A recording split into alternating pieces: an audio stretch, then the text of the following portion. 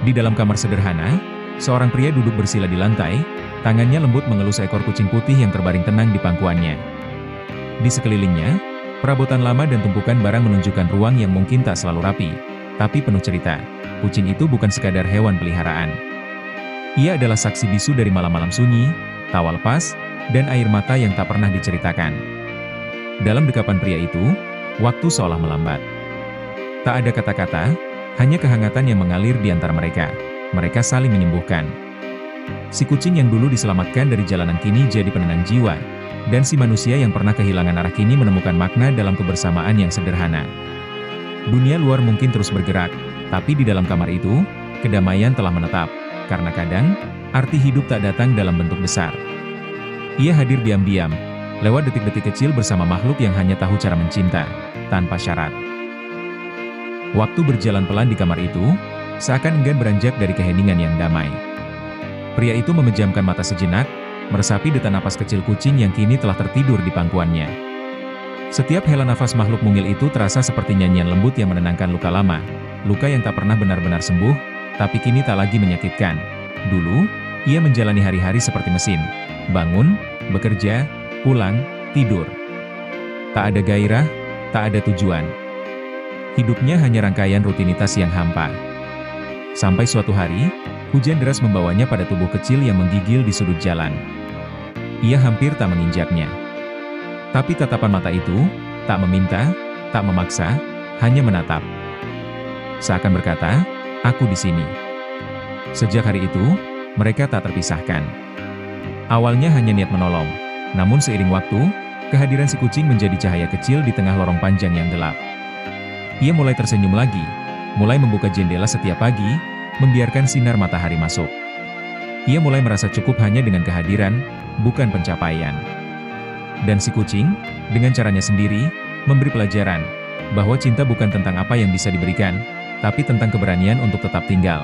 Kadang, di malam hari, pria itu bercerita tentang masa lalunya, tentang kehilangan, tentang impian yang terkubur. Ia tahu si kucing tak akan menjawab, tapi justru disitulah keajaibannya. Tidak ada penghakiman.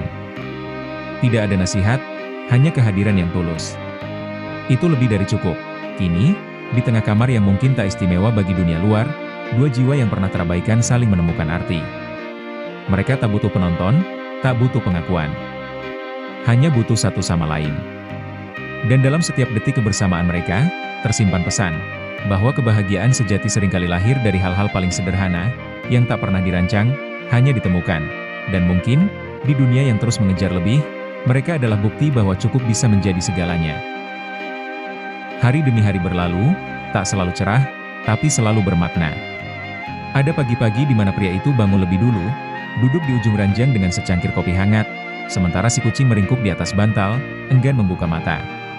Ada juga malam-malam ketika listrik padam dan suara hujan mengguyur atap seng kamar itu, dan mereka duduk berdekatan dalam gelap, saling menenangkan hanya dengan keberadaan.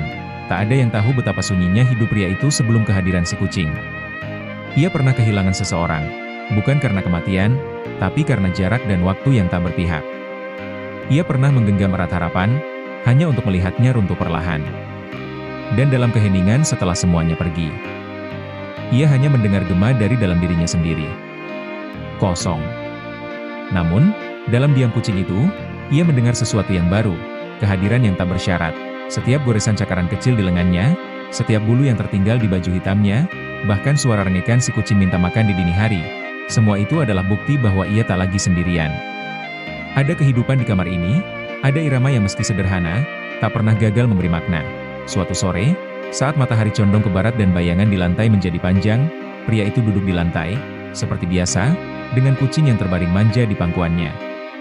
Ia mengelus pelan kepala kecil itu, lalu berbicara, bukan dengan kata-kata, tapi dengan hati. Seolah berkata, "Terima kasih telah tinggal. Terima kasih telah memilihku." Tak ada yang mendengar mereka, tak ada yang menyaksikan kebersamaan itu. Tapi jika ada yang bisa melihat lebih dalam, mungkin akan menangkap sesuatu yang langka, bentuk cinta yang paling murni. Cinta yang tidak banyak bicara, tidak menuntut, tidak memaksa. Cinta yang hanya hadir, dan menetap, waktu mungkin akan terus maju. Suatu hari nanti, tubuh si kucing akan melemah, begitu juga pria itu.